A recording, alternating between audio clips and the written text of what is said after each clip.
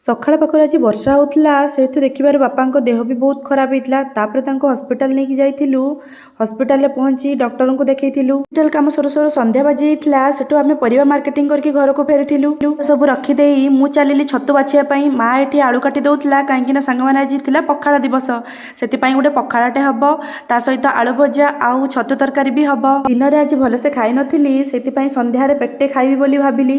एठी आलू भजा मोर रेडी हो गला। तापरे मु छतु मसला पाई प्रस्तुति चलेली। एठी मु छतु मसला बनैते भितर माँ सेपटे बड़ी भी भाजी देइथिला। पखाड़ दिवस समस्ते केमिति मनइले मते कमेंट बॉक्स रे निहाती जणैबे। ओडिया लोकंकर प्रधान खाद्य हला पखाड़। ताकू खाई बहुत मिलय आनंद। एठी मोर पखाड़ पाई सब जिनस प्रस्तुति सरीथिला। तापरे काहाको न अनै खिया हेइथिला। खाइबा गुडी को बहुत स्वादिष्ट थिला। खाइबा परे आत्मा शांति हेइथिला। आपण माने वीडियो को लाइक कमेंट सब्सक्राइब करिए बोली आशा रे रहिली। जय जगन्नाथ।